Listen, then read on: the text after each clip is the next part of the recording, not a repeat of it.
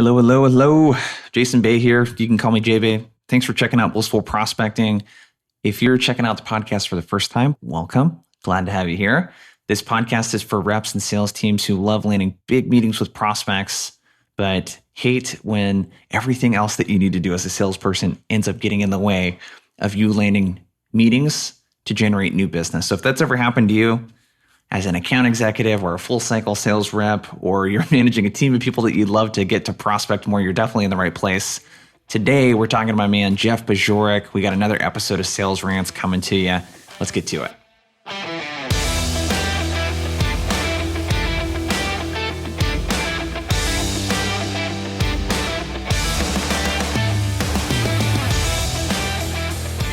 All right, so we got 4 topics we're jamming on today. One, my man Jeff is going to talk about struggling with motivation and what to do when that happens, and finding your why and sort of a deeper purpose behind all of the prospecting and the cold calling and the cold emailing that you might be doing, how to really get centered around a bigger purpose around that so you're motivated to do some of the stuff that can be a bit of a grind. 2, I'm going to talk about what could get in the way. That's a question that I ask myself a lot when I'm planning my week, and what I coach reps around is, hey, that sounds like a really good plan, but for the last month, you've said that that was your plan and you haven't done it. What's getting in the way, and how are you planning for overcoming that? We're going to talk about how to have more fun, with your virtual meetings. And we're also going to talk about something that, I don't know, I've been thinking about a lot, but for whatever reason, have never really taught in any formal capacity, and that's reverse engineering success. You'll get a little bit better idea. That's the last rant that we're going to do. But how do we reverse engineer the success that we're looking for in landing a meeting, let's say? How do we start with the end in mind and what the prospect would need to respond with? We'll talk a little bit more like that. Okay, cool. That's what we're going to be covering today. Before we get to the episode, if you're listening to this and you're a rep, what I know about reps that want to be top reps, so reps that want to, add 40, 50K to their income. People that want to double maybe their income. People that want to get into leadership positions. Maybe money's not the big focus for you. Maybe it's making a bigger impact, becoming an expert in your industry. What I know about those folks from my experience working with them and being a top rep myself is that listening to podcasts and watching webinars and reading books all day is not what those folks spend time on.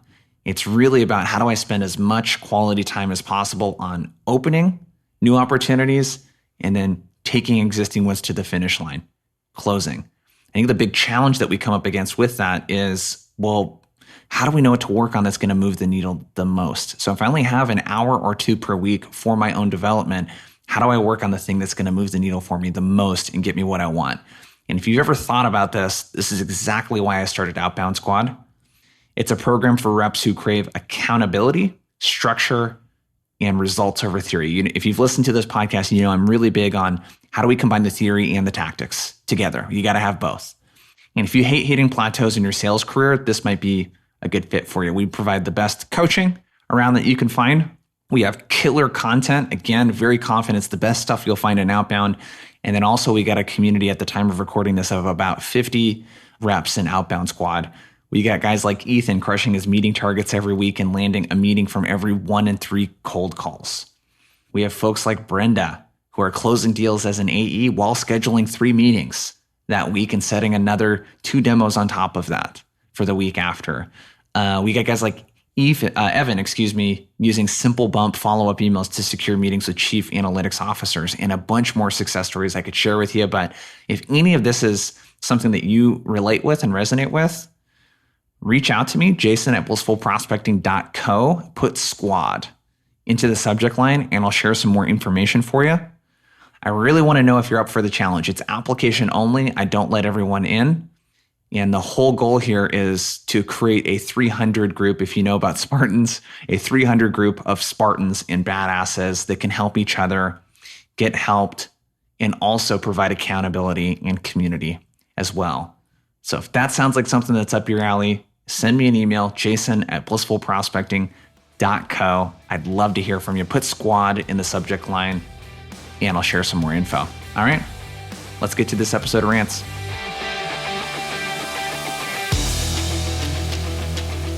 So, you have a podcast called The Why and the Buy.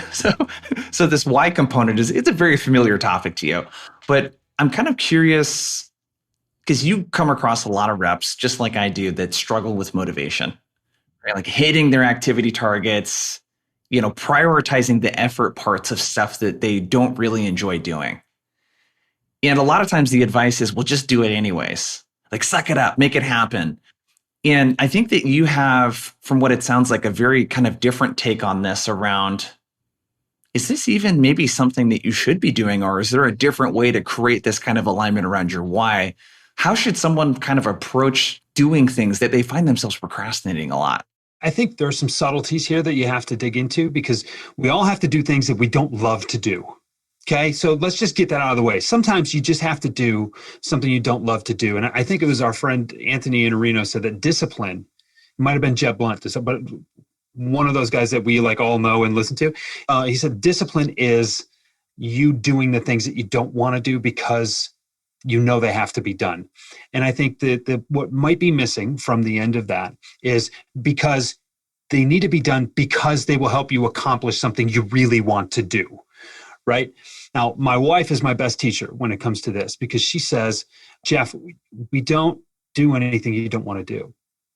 You don't do anything you don't want to do. I remember coming home one time, I was like out with my friends or something like that. And it was like, oh, we got carried away and we ended up staying out later. She's like, dude, don't try to blame your friends. You don't do anything you don't want to do. And I've kind of modified that to, we don't do anything that we're not compelled to do. And I think that's the thing. When it comes to some of the things that we know we need to do, but we can't get ourselves to do it, it's kind of the flip of that law that she kind of shared with me. It's like, if you just can't get yourself to do it, you probably really don't want to do it. And then you got to dig into why you really don't want to do it. And that brings in a bigger, question. If prospecting is just something you really don't want to do, why are you an SDR? If outbound, putting yourself in, or even inbound and just going through and doing really thorough discovery, or keeping yourself really well organized and things like that. If you're not able to muster up the discipline to do that kind of stuff, then are you really in the right role? Is what you're asking yourself to do aligned with what your purpose is? And that, ties into the why and the buy and how you kind of led this segment off. So, okay, I have another take on this too I think that would be good for us to talk about, is because a lot of what you talk about is finding your why. And I think that, speaking from experience, sometimes you can get into a mode where you're there's a lot of output and you kind of forgot the reason why you were doing it. So it's almost like, how do we find value, like alignment? How do we find a way to align this with something that's important to us? And I'll give you a really quick example around, because I'm fairly introverted and Sarah, my wife, is the more social one in our relationship. And for the longest time, it was like a lot of work for her to get me to plan stuff socially for us to do. She would take on almost the entire burden. It's still something I don't do well at. But as soon as the tie-in for me was, well, we're going to have more friends that we can like hang out with and, honestly have people that can help you out when you're in a bind or ask favors from. That part of it, okay, cool. Because it wasn't like I was incapable of doing it. No one's incapable of making 50 calls or whatever it is, to hit their activity targets. Is there anything to that around, hey, maybe I just don't actually know what that bigger purpose thing is for me, so I don't have anything to connect it to? 100%. Connecting those dots is really important, right? So you want to make club. Well, you're going to have a full pipeline because deals don't close themselves, et cetera, et cetera. And there are a lot of things that you're going to have to do in a lot of places. You're going to have to sharpen your skills throughout the sales process in order to do that. But don't tell me you have some grandiose sales goal or professional goal, but you can't do the entry-level basic stuff like prospecting. Help me understand, Jason. How are you going to do that? If you're not willing to do the simple stuff, and I'm not saying it's easy and nobody loves to do it. If you're not willing to do the simple stuff, how are you going to accomplish this goal? And so if this goal really actually means something to you, and then we outline all the things that have to be done, non-negotiables, if this is really aligned with who you want to be or what you want to accomplish, then you are de facto accepting all the things that need to be taken, under or into consideration along doing that. If you're not willing to take all those things into consideration, I'm questioning whether or not you really want this. Simple, quick story. My roommate in college went to medical school. We actually went to high school together, and we made great roommates together and got along really well. And I'm smart enough to go to medical school. Could have. Saw what he did. And I was like, no thanks. Right? I saw him work way too hard. And you know what he does now? He's a cancer surgeon and he saves 24 lives every week. I mean, the guy's a hero. No uncertain terms about that. I saw that, even saw that I was capable of it, but saw I didn't want to do it. And so I chose another path. Right. And I think that is something that, I mean, people don't realize that they do have those choices. And sometimes they talk themselves into wanting something they don't actually want. And you really have to be clear on why you're doing what you want, or why you're doing what you're doing, so that you can make sure that you're okay doing all the things that are going to get you there. So there's an interesting question, and I love that you brought this up. An interesting question around goal setting and along those lines. You work with clients, and you were telling me a story of a couple of clients you were working with where you're asking them to set their goals for the week, right? And this was actually right out of Outbound Squad, right? So, okay, what are you guys going to accomplish this week? And the members of that community, they jump in and they say, yeah, I'm going to do this, and rah, rah, and it's Monday morning, so everybody's fired up. And then it's like, okay, what could get in your way? Like, what a brilliant question. Where did that come from? God, I think that might have been a coaching question that I was taught from my coaches. You know, one of the things that they're really big on is at the end of a coaching meeting, yes, hey, Jeff, what are next steps for you? Okay, cool, I'm going to go do this. Well, what could get in the way of you doing that? And when they were doing this on me, it was kind of meta, right? Coach doing it to a coach who's going to do it to him. But it got me thinking about certain roadblocks that I encounter throughout my week, that things that just get in the way of me wanting to do something or having the ability to do it. And I don't know if it's always a tactical thing for everyone, but oftentimes what'll get in the way for me is it's mental stuff. It's, well, hey, I might feel weird pitching my program to people because that feels salesy to me, right? Coming from a salesperson, it's kind of funny. That might feel salesy.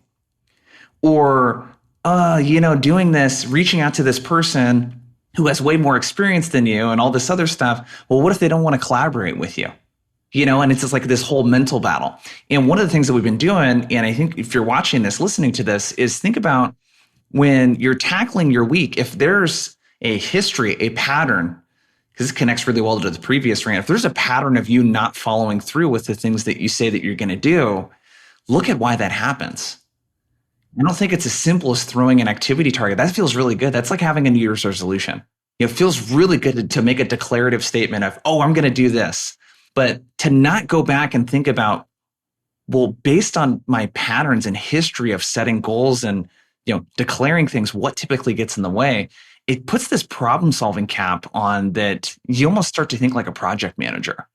And sales is really interesting to me because there's so many skills involved with them, but being a project manager is actually a skill that is heavily required for success in sales. You're managing deal manager, maybe is a better way to say it, but you're managing your week, you're managing your prospect, you're managing their internal process of how they pitch it. But one of the things you need to manage is yourself. And you need to know those things that could get in the way and be a little bit proactive about thinking. It'll completely change the way that you think of things.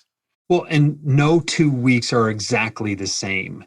And, we've noticed this particularly during the pandemic was, everybody's working from home. Now there are different factors that could get in the way. We knew that kids could get in the way. We knew that pets could get in the way. We knew that the lawn service next door could get in the way if it's at the wrong time and your office is on the first floor. There are a lot of these things that can happen. And it's really interesting is salespeople also like routines.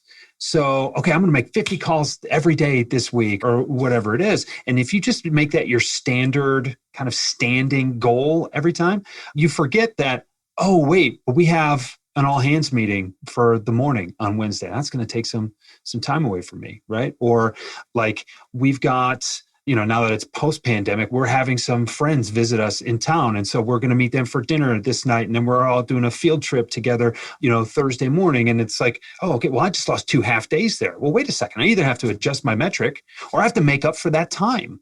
And, it gets back to Covey and plan monthly, plan weekly, plan daily kind of stuff. But not only is it important to ask that question, it's important to ask that question of yourself regularly because the situation is constantly changing. What could get in the way of me making my prospecting calls this week is different than what could have gotten in the way last week, is different than what might get in the way next week.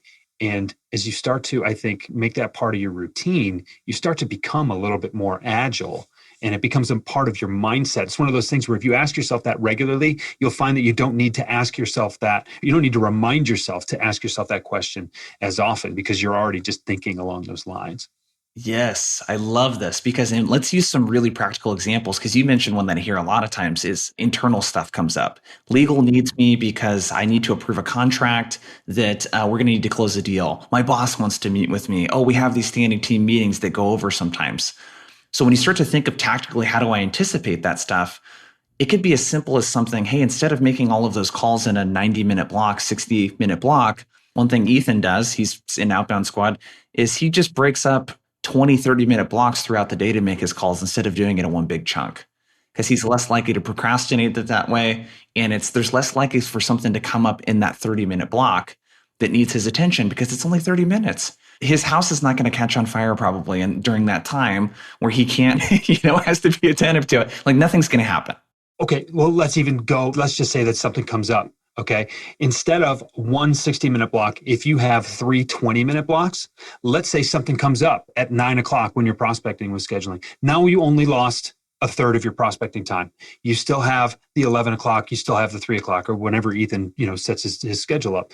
But the things that you're hedging, essentially, you're like, okay, something could get in the way, but if it gets in the way, it doesn't wipe out all my activity. And I have an opportunity 2 more times that day to reset, maybe turn up the volume a little bit, turn up the intensity. And in those 2 20-minute sessions, you could do 50 minutes of prospecting instead of 40, just to make sure you can catch up a little bit. That's such a great strategy, because look, if we know anything, if we learned anything over the past 2 years, it's that the least probable thing that could possibly happen might just happen. It doesn't change the fact that we have a job to do. Let's get it done.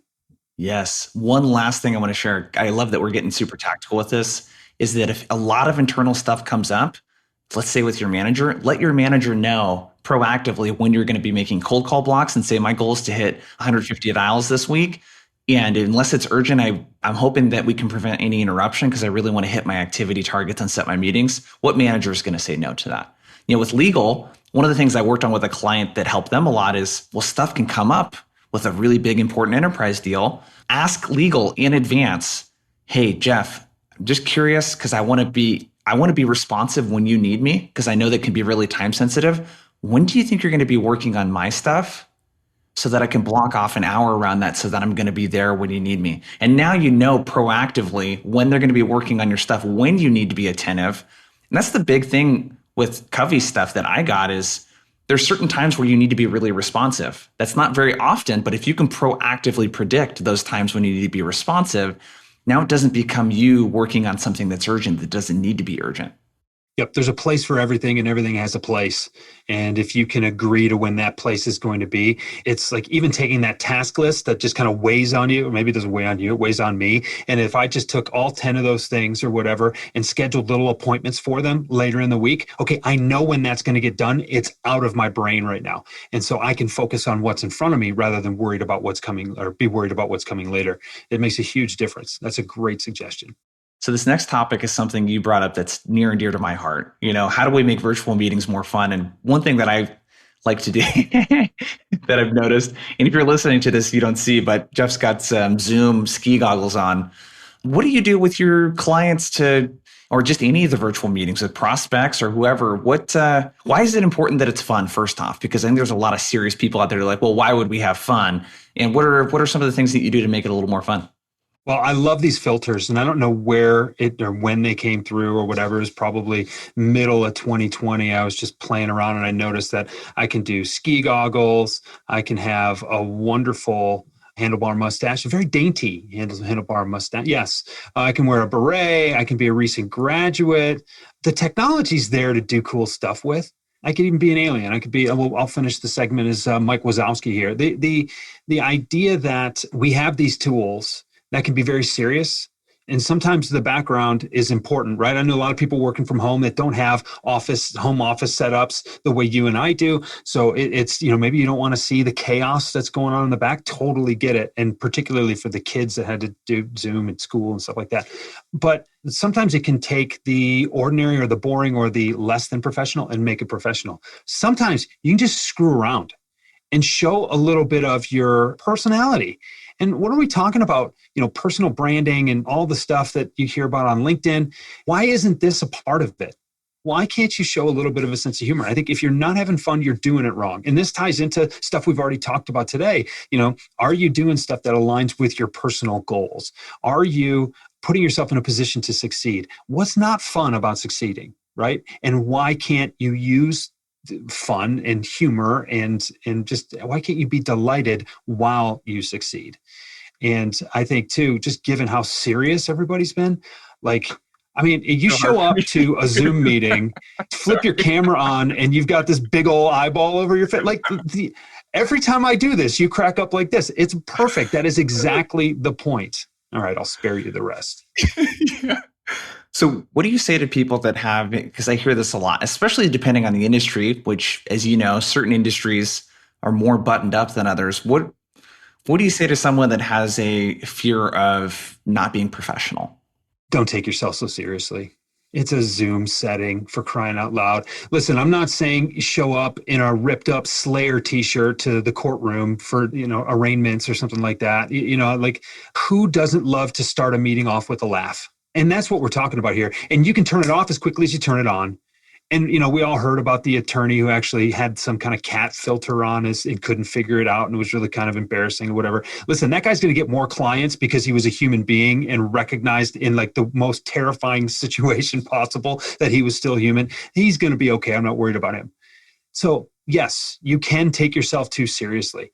And yes, just because you start a meeting with a filter on that gives you a fancy mustache, it doesn't mean that you can't be taken seriously.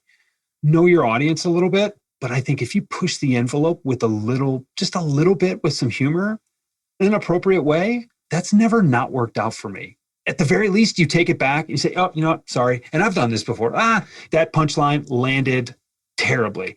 Sorry, I will retract my joke and we'll play straight from here on out. And it's good. But I think it shows someone that you don't take yourself so seriously. And I think that's something most of us do. Yeah, I agree 100%. I'm forgetting who it was. I had on a podcast. We're talking about discovery calls, but one thing that he shared that I think is really relevant to this conversation is he said, try to speak to the prospect as if you're someone on their team. And I thought that was really kind of an interesting way to think about it because the conversation and the way you go about the conversation are completely different. And it kind of breaks that, Bilal Batrawi, a good friend, talks about the social paradigm between a seller and a buyer. It kind of breaks that, and I wonder if there's something there to think about. How do you interact with peers through Zoom when you hop on with people on your team? Because I don't know about you, every team meeting that I've had the privilege of being able to join in on, that's always cool with clients, when they're doing a team meeting, you join. All of them are having a ton of fun the first couple minutes of the meeting. They're giving each other a hard time. They're making fun of each other. Everyone's willing to be the butt of the joke. I almost wonder if there's some sort of element of that, of just how do you normally communicate with other people internally? And let's pretend that the prospect is like you're on their team. How would you talk to them if you were teammates?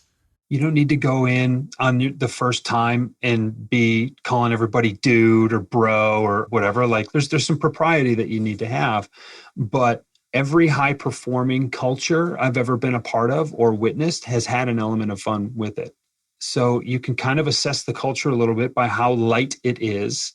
And, when people are performing well, they work hard and they play hard. So you can kind of sense something about that culture, but why not introduce it?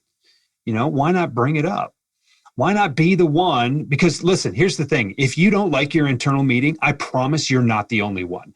And if you don't like your internal meeting, chances are nobody likes the internal meeting. So there's no reason for you not to just show up with a filter on Zoom or wearing an ironic t-shirt on a casual Friday and, or whatever it is, and just try to lighten the mood a little bit.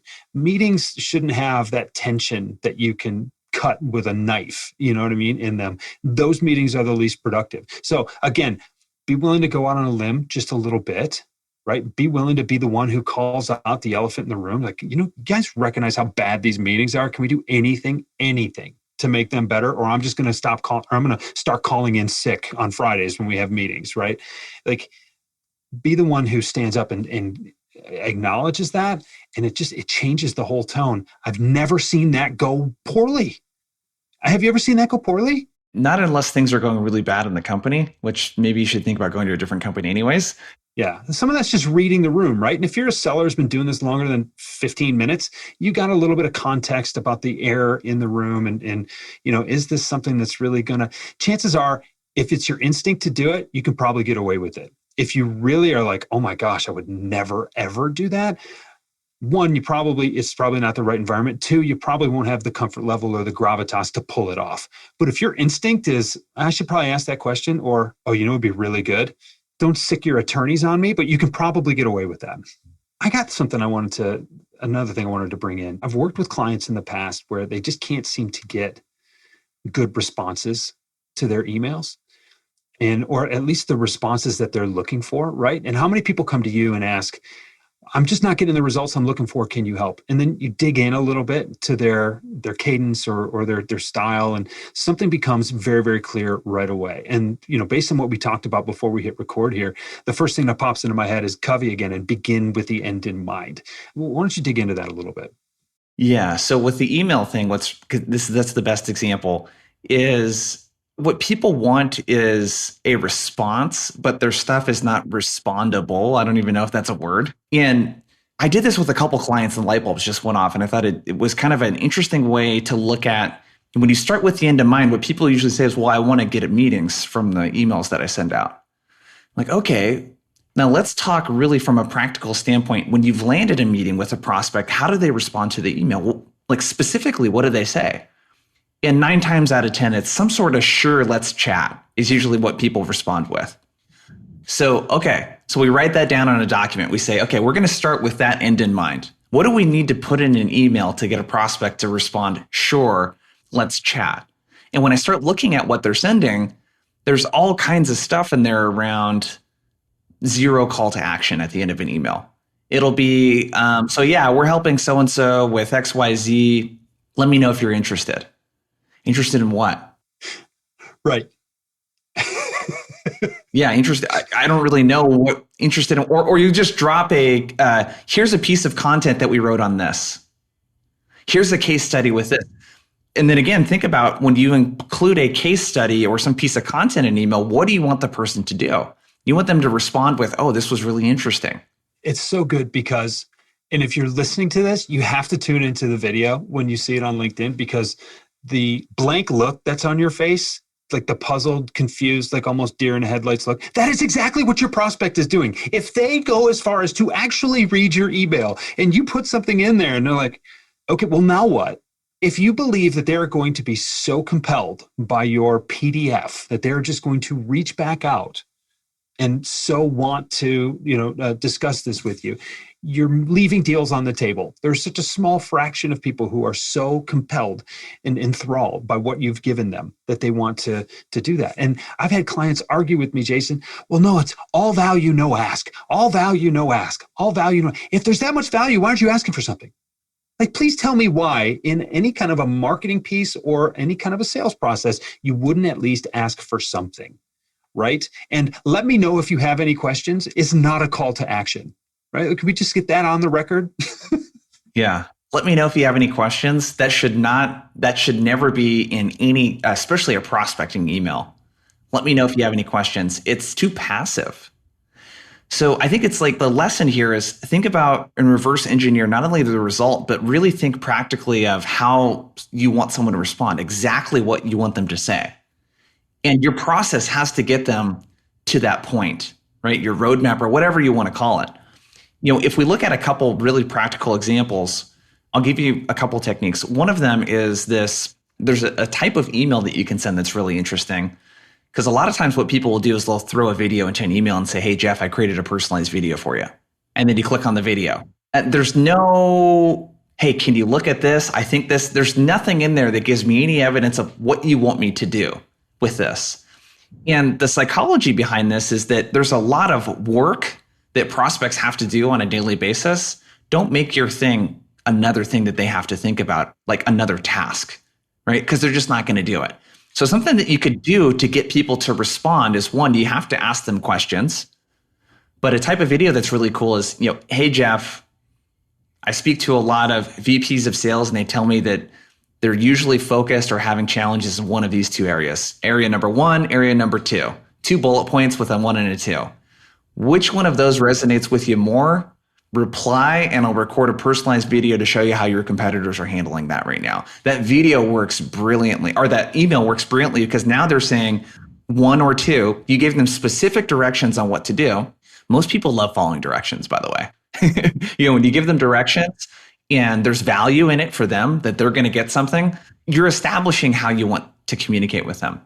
And I've brought Ethan up a couple of times, but he's been using this with a lot of success. And then he responds back with a video. But they've asked for the video. He's given them very clear directions on what he wants them to do with that email. So you really got to think that, are you reverse engineering that sure, let's chat, or if it's a cold call, oh, this sounds interesting. Yeah, let's talk further. Are you doing everything up to that point that you need to in order to get that type of response? Because these closed-ended statements where you just say something at the end of an email, it doesn't create this like loop that opens up that the prospect wants to close. One last point on that is, like, if we were having a conversation right now and I didn't ask you any questions and I just made statements with what I wanted to do. So instead of, hey, what do you think, Jeff? Feel free to share your thoughts. You may share your thoughts versus what are your thoughts, right? You might share with a statement, or you might just completely change the topic if it's not something that you want to talk about, So be really clear with your call to action. I want to mention one thing really quickly, because I love that you talked about asking questions versus just making statements, because questions tend to start conversations, statements tend to end them. What are you trying to do? That's a very simple black or white. The other thing that you kind of hinted at, and I'm going to take this to golf, because when don't I? When you think about the specific response that you would like, and not just, okay, they're agreeing to a meeting, it's what are the words they're going to say? You start to think very specifically about how to elicit those words from them. And my golf analogy is, aim small, miss small. I want to hit this into the middle of the fairway. No, I want to hit this on the right side of the fairway. Now, I want to hit this into the third stripe on the right, off the right edge of the fairway, whatever. Because if you have a very finite target to aim at, your margin for error naturally becomes smaller. So if you're just thinking, I need to have a call to action, okay, well, yes, you do. But if that call to action is, please send me your response, that's not a very good one. There's a wider berth for you to miss there. But if the very thing that you were trying to get is, yes, this is very interesting, then should we schedule some time to chat about it? Or I'm sorry, if your response is looking, I'm mixing up the question and the response. If your response is, this is really interesting, we should chat about it, then shouldn't your call to action be, do you find this as interesting as I do? Is this something that you think would be worth talking about? Because I really think it could help you. And now all of a sudden, your call to action is not only there, but it's really engaging and it's really personalized and there's some enthusiasm there. I mean, what one do you think is going to work better? And so I love the small targets have small misses. So if you're very finite about what you want to have happen, the things that you do to lead up to that will reflect that intention. Yeah, and just to button that up, I love that where you went with the specific thing, and it's the more specific you are, the lower the lift. Yeah. Oh, for sure. Like from a mental calorie standpoint, I'm not having to burn any calories when you ask me if something sounds interesting, because it's a yes or no question. You know what I mean? We have mental calories too. There are mental calories. Do I have to cut those too? Yeah. It's like, think about the load that you're creating for the other person, the cognitive load, because dude, prospects are not like, they're not, unless they get an email from Elon Musk or you're at a really prominent, really well-known company, they aren't going to do and expend the mental energy that it takes to figure out what you want. Make it easy for them. All right, that was a fun one. Go check out Jeff Bajorek, his site, jeffbajorek.com. He's got a really great podcast, one of my favorites, called The Why in the Buy. He runs either weekly or bi-weekly trainings, through Zoom, and he's got a really cool community over at Rethink the Way You Sell. So check it out. He's one of the people, one of my go-to resources in sales. And if you've been listening to this podcast for a while and you dig it, make sure to subscribe, like, leave a review, all of that kind of good stuff. It really helps me continue to pump out episodes like this. All right. Thanks for tuning in and spending some time with us. We'll see you next time.